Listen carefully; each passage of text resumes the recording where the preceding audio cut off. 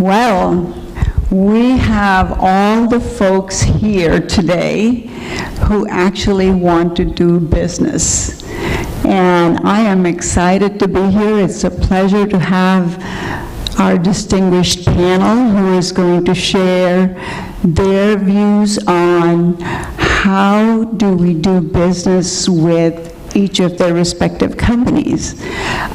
This afternoon, Governor Abbott talked about the influx and the movement of corporate headquarters moving to Dallas.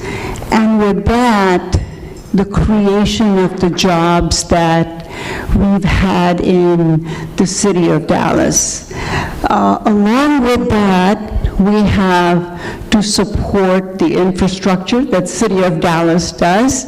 We have baby boomers and the medical help that we need right here at home. And as our young families come to Dallas, we have to educate them. And we have all of them representing, sharing with them how can entrepreneurs here do business with these corporations. And I want to share with you, I want the panel to share with you how do the entrepreneurs, all the corporate headquarters moving here, and they're traveling through Dallas, into Dallas through DFW Airport. So my question is, if you can describe what are the general characteristics of goods and services that each individual organization would be needing as the city of Dallas grows? I think there's... Is that the one that works? Or did you get it? And to add to that, if you can also share what is the spend that you have for the suppliers and for the goods and services that you will be needing. So at UNT, which we're the college in Denton, we also have a school, UNT Dallas, which is located in Dallas, and then there's UNT Health Science Center, which is in Fort Worth. So there's a broad spectrum of items. We divide our procurement into basically 5 broad categories. There's building construction, professional services, special trade construction, commodities, and other services. And so depending on what you do, that's how we break it down into our amount. And depending on the year, depending on whether the state has freed up funding for construction or freed up extra commodities, it really depends on where the lion's share of our spending is. At UNT system, it's mainly been construction the last few years has been the lion's share of what we bought. For DFW Airport, obviously we're running the 18,000 acre campus, so everything from infrastructure, utilities to services and goods to operate the terminals and all the ancillary services. We do construction, renovation, expansion. I'm very fortunate that my group gets to help coordinate all the purchasing and all the contracting for the airport. We do everything, from outfitting our DPS to our fire trucks to, ice and snow removal. I know that sounds odd here with the weather we're having, but yes, we do have it on occasion. And it's really an opportunity to do just about anything. My largest customers at DFW, and I say that because we do all the purchasing for the organization, our construction renovation group, our IT services group, which is my largest spend at DFW for all of you who are into IT, and then infrastructure and maintenance. So those are all big opportunities with DFW.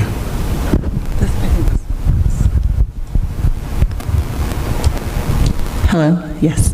Good afternoon. I also wanted to take a minute to introduce Zarin Gracie, who's in the audience. He is the Director of Business Diversity at the City of Dallas. At the City of Dallas, we spend about $400 to $500 million on goods and services and another $400 or $500 on construction. The departments do construction procurements themselves, and the rest of it is centralized in the purchasing office. And we buy everything that DFW buys, and I would also add to that consulting services. There's an echo on this mic. So we buy consulting services for our HR department, actuaries, things of that nature. That often goes through procurement. Anything you can think of in terms of city operations will come through our department. Hi, everyone. My name is Jared Tallman with UT Southwestern. I'm the purchasing director and over the Small Business Hub program.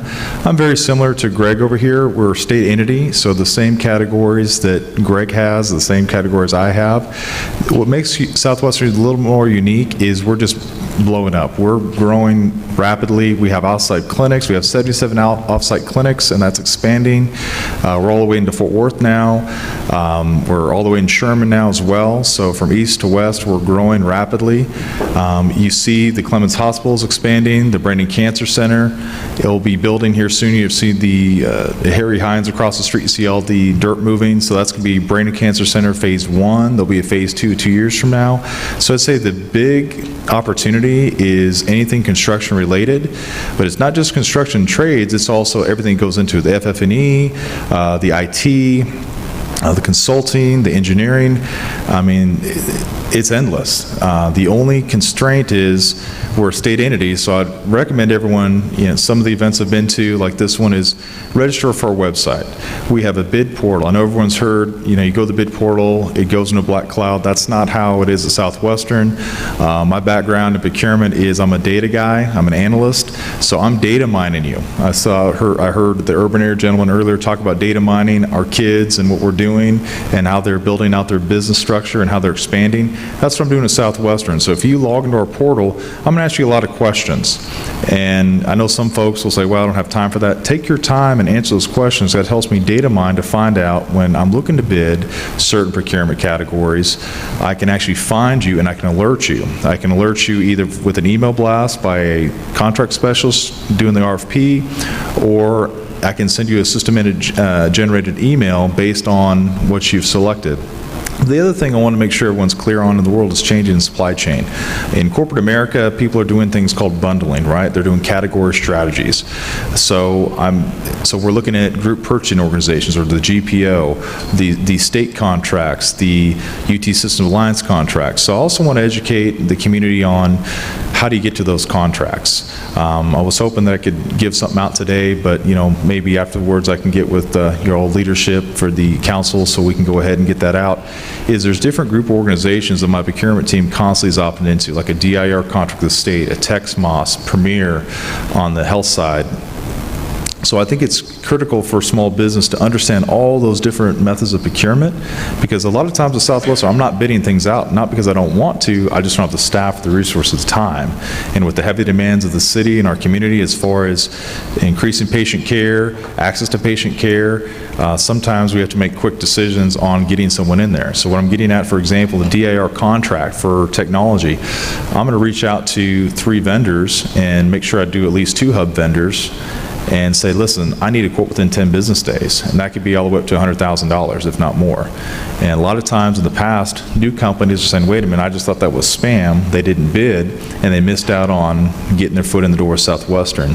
So I would encourage everyone today to look at our website, our external website I've just updated as of about a month ago, and I really tried to make it a opportunity for all to understand how we do business Southwestern, how do you bid, what are the chambers and what are the organizations we're part of, and what are the upcoming events that we're having, so we can connect and you guys can be informed as we grow the business and look for small businesses like yourself.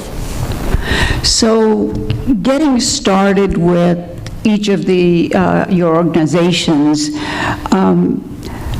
besides having certifications, besides having the commodity codes that the suppliers put in your websites for registrations, what is another way to, is there somebody they should be talking to, somebody who is an advisor or a go-to person that small businesses can connect with to better understand how they would do business with you? I'll give you an example. Certain websites, when you go to register, some of the new technology areas that we have are, your commodity codes may say custom programming, but we are in a different age altogether where you have artificial intelligence, we have IoT, we have all these technological buzzwords, especially in the technology world. How should they inform you or connect with you? At what level to better understand, besides the certifications, besides the vehicles that you're talking about, like DIR, that will put them at the forefront of wanting to do business with you? So I'll speak from the perspective of me. If you're a state of Texas hub, if you're accredited by the state as a state of Texas hub, and we can go into detail later on what that is, then people like me in my role will advocate for you. We just have to know you're out there. And so attending events like this, exchanging business cards, is how we learn about you and you reach out to us. And we can advocate for you, but more importantly, we can network for you, because we're always at meetings and we're always hearing folks say, hey, I'm looking for somebody who's really good that happens to sell X, Y, or Z. And I say, I have just the guy. And so that part of it, if you're not a state of Texas hub, then I'm less useful to you. That said, in my opinion with us, it goes back to good old-fashioned sales and business development. You have to network, you have to make sure people know about your product, you have to market your product. No one is going to open up the yellow pages, no state employee, in my opinion, because we're basically risk adverse, is going to open up the yellow pages and say, I want to buy from him, and then just out of the blue call you, but it's just not the way it works. So with DFW Airport, obviously, we have an SBE program, Small Business Enterprise, but we're really open to opportunities for all companies, and whether it's minority-owned, women-owned, family-owned, corporation, there are always opportunities, and the best way to get an introduction into DFW Airport is either through my office, my team, or through our Business Diversity and Development Department. One thing I'll say about DFW, and one of the things I love about DFW, is supplier diversity is a huge part of our culture. And so if you're a small business and you're looking for an opportunity to do business with DFW, whether you're big enough today to handle a contract or take on a contract with the airport, that's okay. We want to get introduced to your company. We want to get you in front of our key stakeholders to find out what it is that you're providing. You also want to find out what it is they need. In the IT world, my gosh, we buy so many different things, and I can sit down with you and you can tell me everything you do in that arena, and I won't know 90% of that. But I can put you in front of, and my business diversity department can put you in front of the right people that do know what you're talking about, do know what your company does, sees value. The most important thing, too, is getting you registered in our database and making sure you're registered accurately. If you put in consulting, you will get every invite to participate on every consulting, all the way up from cleaning ditches and drains to consulting for strategic planning for the airport for the next 20 years. So it's really critical that we get you in our database and that we get you in front of the right people so that you understand what our business is. If we do that, as we have solicitations that go out on the street, and we are a government entity, it's bid, it's RFP, it's best value proposal, construction, design, bid, build, CMAR, all of that. But those opportunities are there. And if you have an expertise in one particular area and we're looking for something that has something greater, we encourage partnering with another company. You know, we all use each other as sounding boards. We all use information from each other. We help each other. And we believe that in the vendor community that there are companies who will help you, who will mentor with you, who will help you be successful. And once you get the foot in the door, yeah, you prove yourself, you build your business, and you build opportunity. The biggest success to me is a company that started small, either as a sub or as a small contract, and over a period of time grew to where they became the prime. They were successful in winning a prime. And guess what? Then they bring another sub or two subs with them, and it grows more business and more opportunity. So, as you can see, I'm very passionate about this. But getting you in front of the right people is so critical. You know, when you say, oh, I called the buyer, I called the contract administrator, they say you didn't have anything on the street right now. That's okay, but I still need to get you in front of the right people, and we really need to understand what it is you and your company does. If we do that, when we put out a solicitation, you know, we'll make sure that that goes to you so that you have an opportunity to bid. Thank you. So for the City of Dallas, we transitioned to an electronic solicitation portal called Bonfire. Is anyone here registered on Bonfire? Great. So 2 people. So if you're not, go ahead and register on Bonfire. It's different than the old vendor registration system, which you still need to be registered in order to get paid. So 2 systems. Bonfire is the one that you want to remember to bid and propose on items.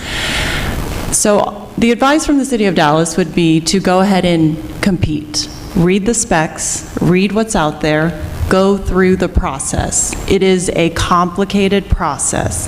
The specifications are often long and detailed, a lot of mandatory requirements, and the buyers don't have a lot of discretion if the minimum requirements are not met. So I would say just jump in. You can always read through it. It's open to everybody. And submit a bid, submit a proposal, and then do it again, and do it again. And you get better and better, you learn how the process works, you learn how the city works, and you learn what's important to the city when you do a vendor presentation, when you can meet with the department, hear their questions, what are they looking for? Please go to the pre-bid meetings. We have pre-bid meetings and some vendors don't attend them. So if you don't attend the meeting, it's hard to get a sense of what the department is looking to buy. So pay attention to meeting dates, go to everyone that you can, and really try to understand what the department is looking for and what the end goal is of the service or the good, and that will help you stand out. So I'll turn it over to Jared. Thank you. So for Southwestern, we do have some constraints as being a state entity along with being a medical institution. So I don't encourage folks to come to our campus and try to meet our end user, the hospital. We'll walk you out. We can't do that. The best thing is the bid portal. The bid portal, and then also the different community events that we're hosting or we're part of. That's where we get to know you, you know us, is part of the hub program, hubs, non-hubs, MWBEs, all businesses, because we're open for business for everybody at Southwestern. As the purchasing director, I do have hub small business oversight that I'm responsible for, so we're committed to those programs. But at the end of the day, we need all businesses to compete at Southwestern, and we need them to bid. But the other problem we have is sometimes with technology rapidly changing, we don't know what we don't know. And sometimes the problem is our departments are the decision makers. So if my staff does an RFP, The panel is full of end users. My staff just facilitates. So the really key is, how do you get that new technology, those new ideas out to our MDs, our PAs, our academics? Once they understand, hey, this is a new system or new technology, new thing, they're going to start asking me questions. Well, that turns into, hey, Jared, go find it. Have your staff find, locate, and then we go find you, or we put together an RFI. Maybe we need to do an RFI to understand, I don't know how to bid this because it's such new technology. That's where we reach out to strategic partnerships like the chambers and saying, hey, who do you have in that space? Or we reach out to the development council here locally and ask them, what do you guys have, or the PTAC? So again, sometimes it's not coming to us. Sometimes it's, how do you, get that technology communicated out to our MDs, our PAs, and our academics so they have the idea, because they're the ones on the panel. If I bring an MD a solution for a medical device, that's probably going to fall on deaf ears, or a technology to our IR team. It really needs to be almost, I hate to say it, their idea and their want and desire for us to explore that.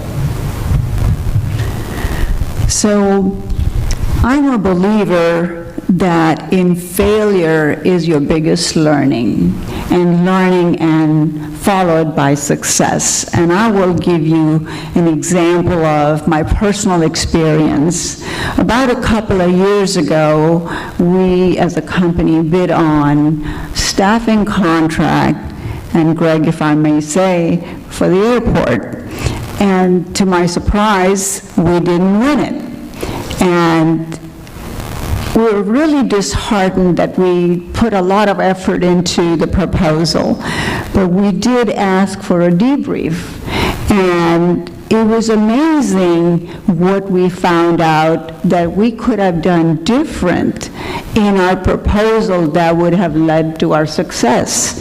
And last year, 2 years later from that event, we actually bid on that contract again and won it. So we became a prime supplier to DFW Airport as a result of working very closely with the business liaison and the diversity team to help us understand what were the areas what we could improve upon in our proposal.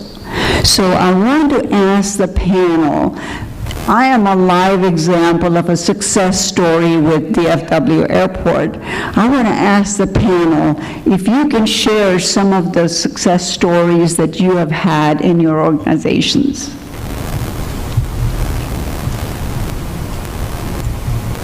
Before I respond to that, I'll add that speaking from the state, all POs, all contracts, all proposals, all responses to RFPs and RFQs are a public record. So just like she said, if you lose a bid with the state, you can see all the responses. You just have to ask for it. If you're about to respond to a contract and you want to know what the incumbent proposed 3 years ago, you can ask for that.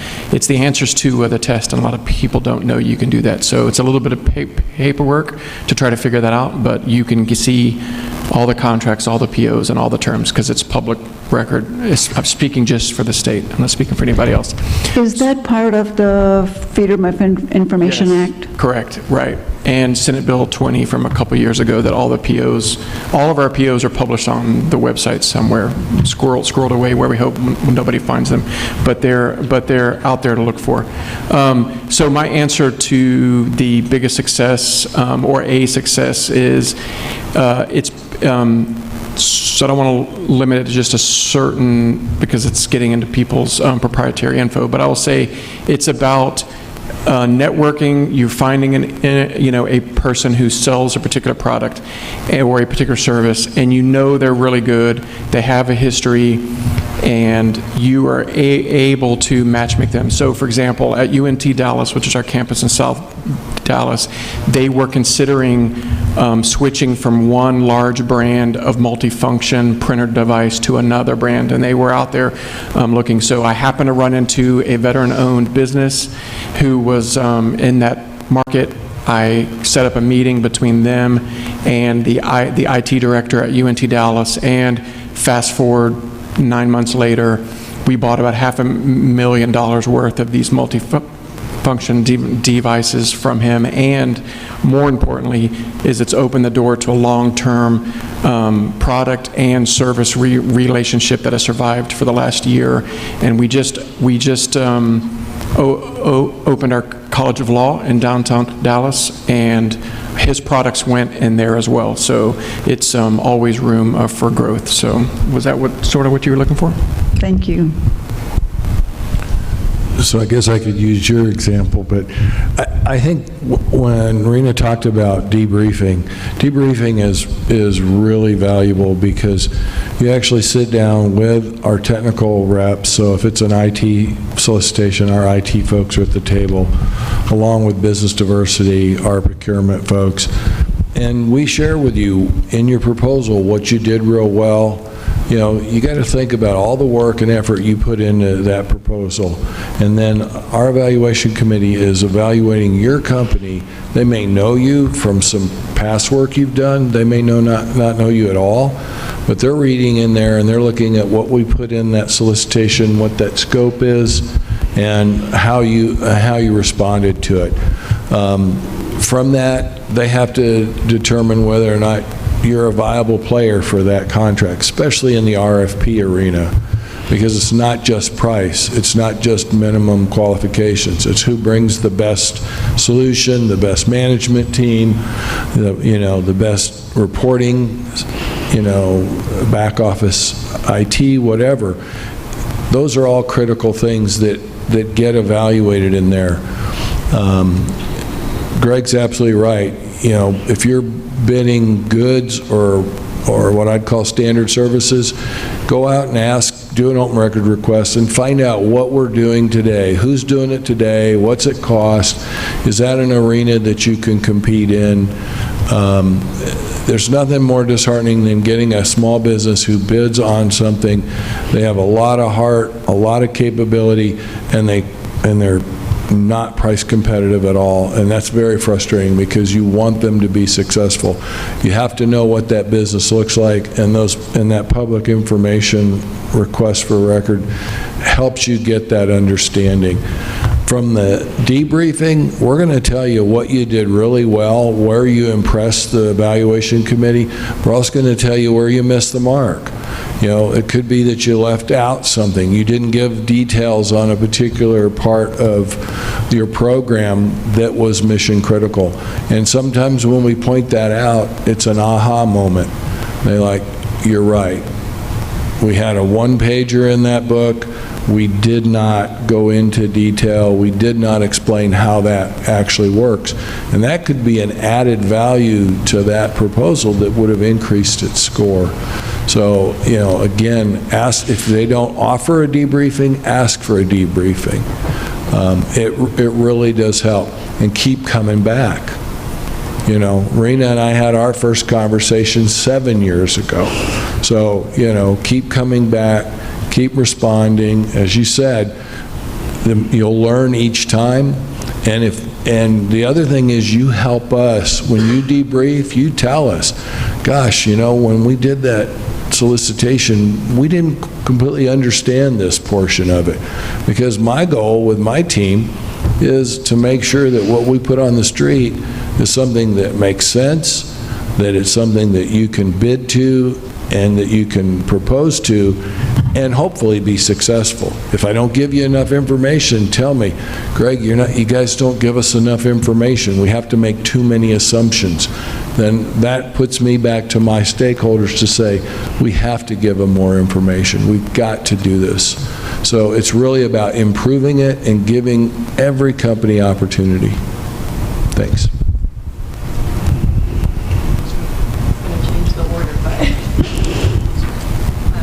So I've only been in this role for about 6 months. So instead of success stories, what I've had to deal with a lot are vendor performance issues, which is not the tone necessarily of this question. We're coming to that.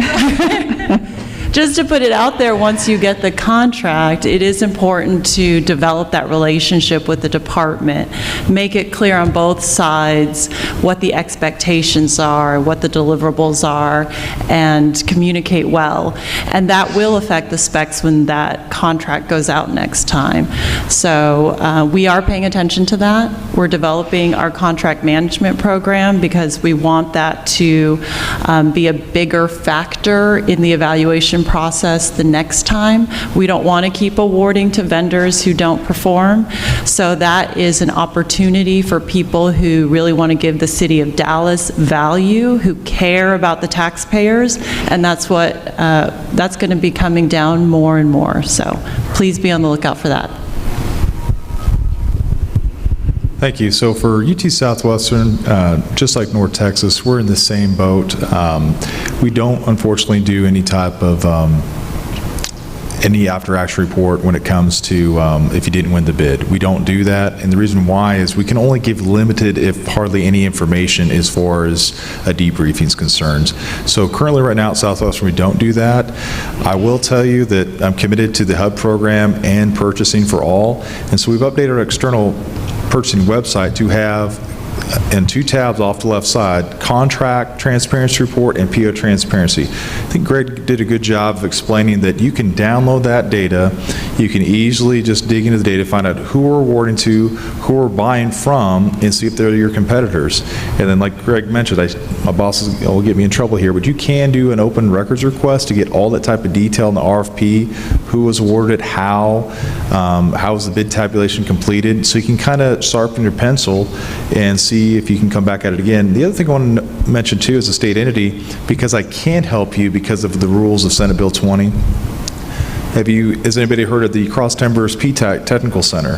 Their whole focus is they can go out and they can take an RFP that I solicit, my staff solicits, and they can go over with you, dot the T's, cross the I's, dot the I's, cross the T's, and they can go ahead and go through thoroughly with you. In our success stories, we've had a couple of hubs that have approached myself and my hub manager, and I said, look, I can't help you, but they can, and they've actually, about 3 or 4 hubs over this last year and a half have been awarded contracts with Southwestern because they were able to leverage the Cross Timbers PTAC's free services to go over the bids awards. So I would encourage folks to do 2 things. 1, find out who your competition is.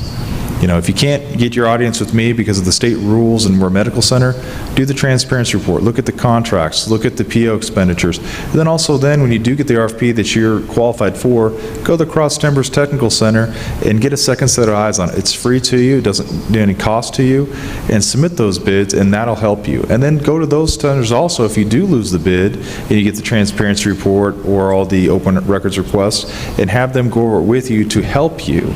I know the DFW Minority Development Council can do the same services. Use those organizations to your advantage as a small business, as a minority-owned business, to help you with those, because right now my hands are tied. I can't do that. So I'm going to read this last question. Have you ever had a vendor perform poorly that you terminated a contract early? Can you describe what went wrong and what our companies can look out for when contracting with your organization? Any war stories or worst ever? What did you learn from that? I can answer that one first, since it's related to my other answer. We try to give the vendors an opportunity to cure all the time, even if it's not mandatory under the contract. We typically have a termination for convenience clause, which means if the city didn't appropriate the funding or if the department decides to go in a different direction, we can terminate the contract. But we do try to work with the vendors because you're a partner and we give you an opportunity to correct course. And so we will always do that just as a matter of practice and culture. And we've had success with that recently as well. We've met and we've had instances where, a complaint was made about a certain wage that wasn't being paid according to our living wage. The vendor identified the issue and corrected it, brought us proof that the payment was made, and the department was satisfied. So we've done that, and we are very attentive to the department's concerns.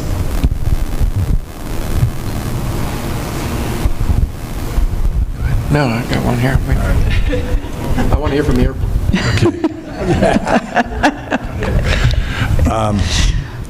Yeah, we do have challenges. We have times where a company,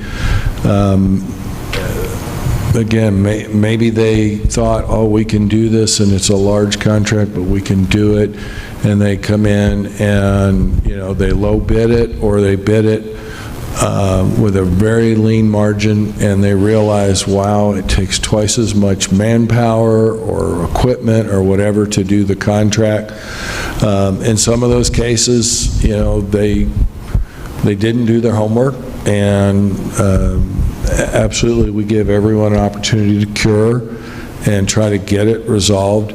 Sometimes financially they can't, and that's, to me, that's a disheartening story, because they did bite off too much too soon, and they struggled, and they ended up agreeing to terminate early. That's happened in the last few years, and it's unfortunate. I'd rather have it happen that way than us, put you on cure, you fail to cure, we terminate you for cause. We really want you to be successful. If you bring a good team and you work with us, we're going to work with you. I think companies who maybe have been on a contract for a long period of time, who think, well, I've won this the last 3 times and I don't have to work hard at it, and the performance goes down. Well, when performance goes down, the demand for resoliciting and new solicitations go up. So if you're doing a good job, you need that feedback from your customer. If you've been doing what you've been doing, don't be surprised if your contract doesn't get renewed and ends up going back to the street. And part of that's just having a good working communication relationship with your customer. And the best advice I can give you is, when you do, whether it's a monthly or a weekly or a quarterly, recap it, document it, share that information with that customer, because 6 months from now, they may not remember it. 6 months from now, if there's a problem, and we all talk about this, they may forget, wow, you guys really pulled through for us in the last year. So it is building that relationship and communication. Always meet or exceed the expectations of the contract, and if you're not getting communication, ask for communication, and ask for it in writing.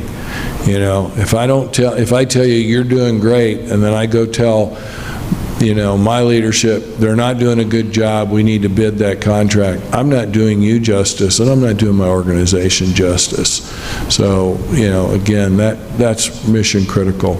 But understand, if you realize you've bitten off more than you can chew, sit down with the organization and talk about how you can recover.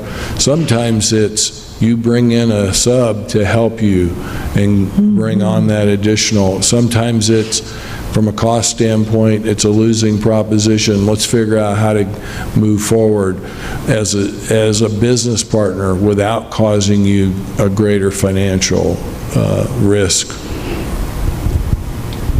So the 2 biggest things that I see that small businesses will fail when working with the state is they try to buy the work, just like they were saying. They come in too low to try to squeak in, and then they try to make that up by giving low-quality service or products when they realize they went too low. I will say that's a death sentence for your business with doing business with the state. If you do business at UNT and you punt it into the bleachers, you're never going to be invited back, and word will spread that you mess it up. The second reason is complacency. If you've had a contract, which Greg mentioned, if you've had a contract with us, we terminated a business recently because they were really great for the first year, and then they were the second year, and then the third year they were not good at all. And so there was, hey guys, can you fix yourself? And they felt like they didn't need to remediate, and so we ended up letting them go. My suggestion to avoid that is suggest and borderline insist on a quarterly review with the owner of that contract. So not necessarily your procurement director, because he doesn't see what you're doing. He buys it and then forgets about you. But you want a quarterly review with the owner of the building that you're servicing, or the the customer of your actual goods or product, and have them sit down with you once a quarter and give you the thumbs up or thumbs down. For Southwestern, we're similar to North Texas again. QBRs are key. I think communication is key. So if you see that something's slipping or something happened where you're not able to perform, definitely alert us immediately in the contracts procurement group, because right now our new structure at Southwestern is we have a full category management team, and we are doing QBRs for larger contracts in conjunction with the business owner. So we can talk about the get well plan. If one needs to be done, we can document it, work together to get there, because it's very costly for us to go back out to bid. It's a disruption of service and so on. So I can say, at least from Southwestern, we don't want to rebid it out. We don't want to exit. We don't end a contract. Since I've been at Southwestern about 2.5 years, we've only terminated 2 contracts, and that's after we've begged, hey, let's have a get well plan. Here's a QBR. Here's the performance plan we need you to get back on with. And those 2 companies, unfortunately, they didn't feel the need, and so we had to move on. But it is very costly. It's something we don't want to do. And then also as a state, Greg did mention, if you perform badly, procurement, we're supposed to, by the state rules, we're supposed to go ahead and log that. And there's a state website where we can log the performance of that company, and that'll be statewide. So part of the buyer's function is, and especially in the sourcing side, is to view that company. If you're an awarded company, before we execute a contract, we're going to check the state site to see what's your performance. If we see that you're down in Houston, you have a D rating or a C rating, we're going to have a conversation before we move forward with that procurement. So that's the other thing to look at too. So even if you get kicked out in North Texas or even somewhere out in West Texas, as a state entity, we're going to go ahead and do our due diligence to see how you're doing. But even if you do have a hiccup in the past, that's okay. You can always remedy that and protest that, and then we can also still have a conversation to see what's changed since then. So don't think if you get a bad mark, you're done for good at the state. So the common theme that I'm hearing from our panelists is have an open communication and a dialogue, and be transparent about your observations and concerns, because we want to succeed as entrepreneurs, and the corporations also want to succeed, for the entrepreneurs to succeed, because it is very costly to go through the proposal process and again. So my last and final question would be, how often do you put out the proposals for your commodities?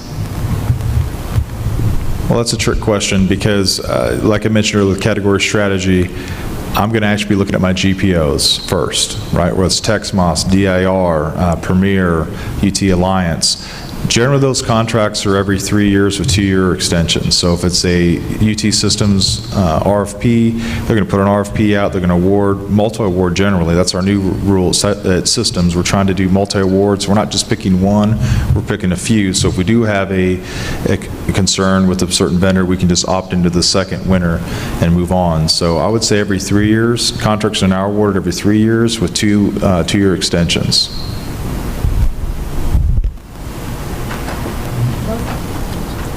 Most of ours are 3 years with 1-year renewals, which the council would have to approve. Some of our IT contracts are 5 years, especially if they're sole source, to support a continuing program.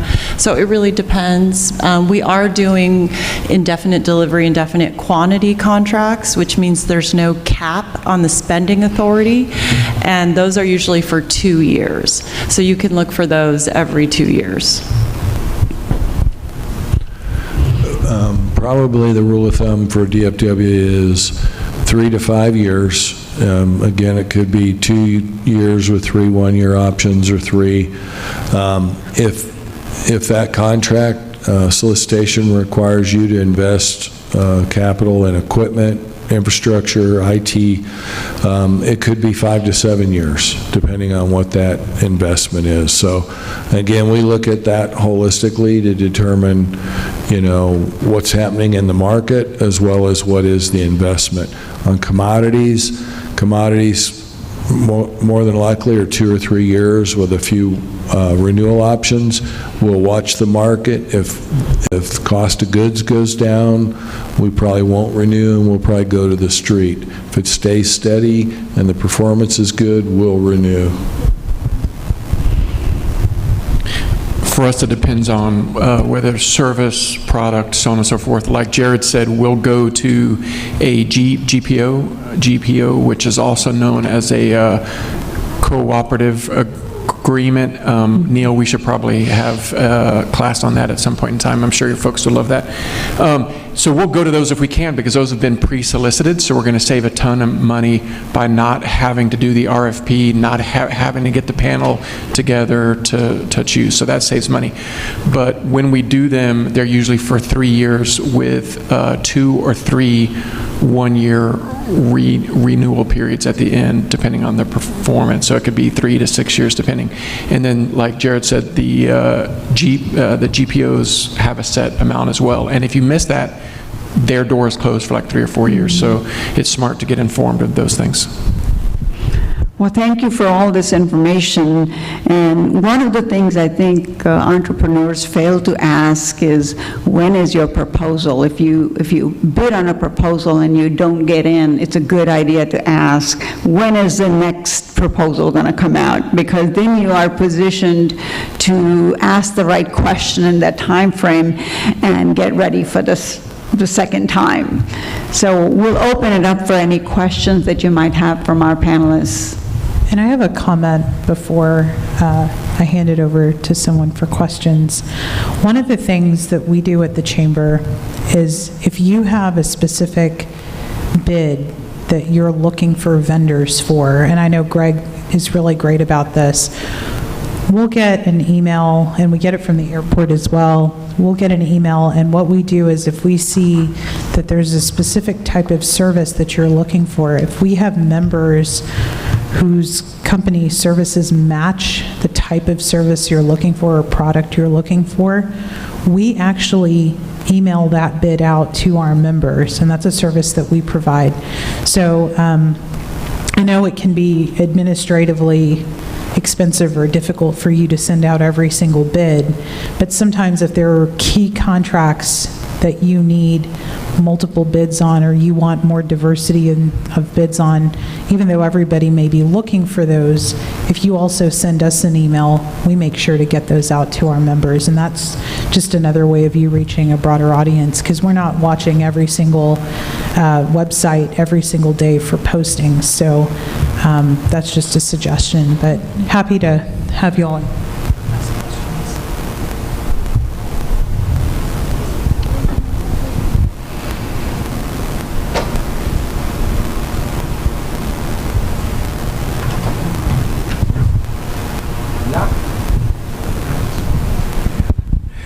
Hi, this is Sanjeev.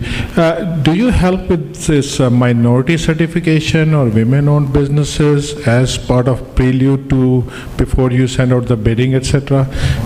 If you let us know, and how often, if you help, those courses are done? Actually, I can answer that question.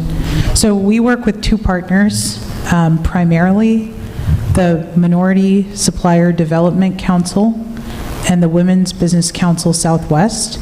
Separate and apart from those, there are 2 certifications you can get.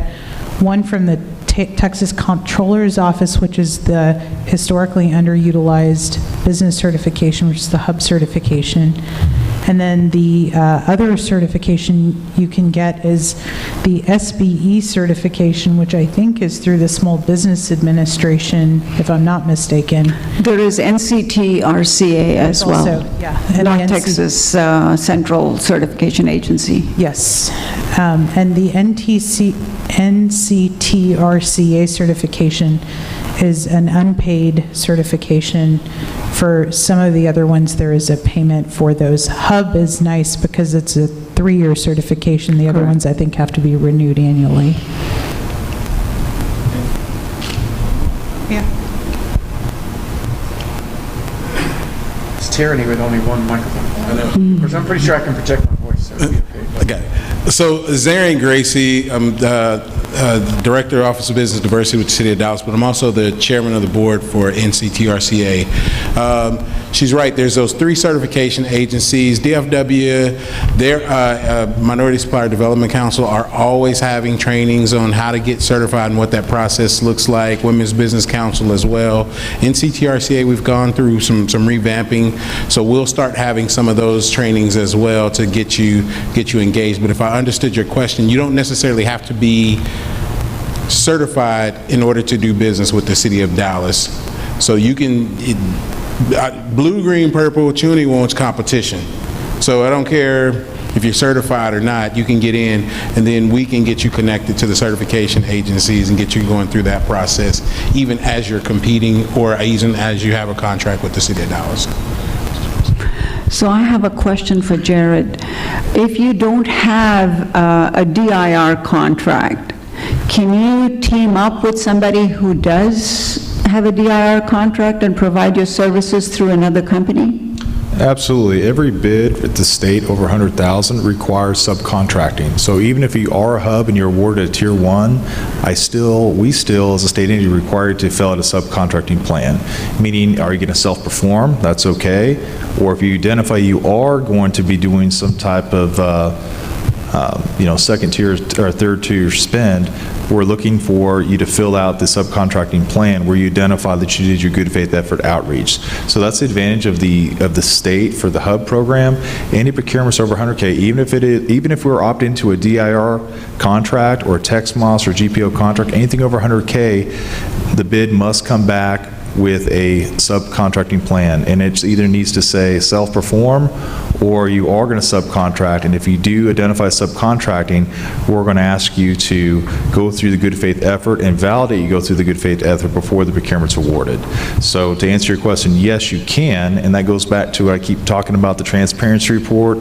And even if the bid portal, if you see who wins in the bid portal, there's nothing to say you can't reach out to them and say, listen, understand you've won the bid, do a virtual introduction. Hey, I'm a hub, I'm a small business, this is my background. The best thing to do is network yourself, sell yourself to them, knowing that it's over 100K, knowing that Jared and Southwestern is going to be looking for a subcontracting plan. So I think that's your best way to partner up if you don't win the bid. You can always be a tier 2 or tier 3. Thank you. Any other questions? Hey, I want to add one thing on the certification. One size doesn't fit all, so get some advice depending on where you want to do business, because if you're aiming for the state and you only have an MWBE, it doesn't count. And if you're aiming for the city, you need certain things. So it depends on who your potential clients are. And we are working on getting a certification program, both with the Minority Supplier Development Council and the Women's Business Council. We're building a pipeline so that becomes easier for companies to get. Oh, and also I think Greg and I forgot to add that we're not allowed to assist in the certification as a state entity too. So that's why we try to partner with the council and other chambers as far as directing where to go. And that's why I've updated our website to show all those different resources, because as a state entity we're not allowed. Even my hub manager is not allowed to help with certification. Thank you. We appreciate your time. And I wanted to add that the entire contents of this panel, because I know there's a lot of meat in everything you said, all the contents of this panel and all of our panels throughout the day will be uploaded to our YouTube channel. So you can find, I think we've uploaded everything every program we've ever recorded going back to about 2010, I think. So they're all on our YouTube channel. If you search under Small Business Forum, you can find all of the panels there. So you can actually go back to some of our other small business panels as well, where we have procurement information and actually just get all the information there. So that's just a resource. We're a community organization, so we try to make those resources available to people who are here, but also people who may not have been able to join in. So with that, thank you so much for joining us and for sharing that information. On behalf of the Chamber, my hope is that we can get more chamber members' business with each of your organizations. I know that that's a relationship-building process on our end as well as everybody else here, but I welcome the opportunity to continue working with all of you to see if we can help to get more contracts going for our members, and that's a commitment on behalf of the team that we will work with you to do that. And so with that, Sanjay, if you can join us, and Raj, if you can join us to thank our panelists. We just have a few spices to share with you as well. So, they're right there. They're right behind you. And thank you, Neil. This was a great event. We really enjoyed it. So with that, on behalf of our chairman, Suhas Nayak, who is happily golfing in Ireland, and our entire board of directors, we thank you all for joining us for this event. We hope you took away a lot of insightful information. We hope you made some great connections, and we hope that you'll come back and join us for our annual awards banquet, which is being planned for November 2019. Date to be determined, keynote speaker not to be missed. So we can't reveal yet, but it's going to be a fantastic event. And as soon as we have the details, you'll all receive an email about it. Thank you so much for joining us. Have a great afternoon and a great weekend.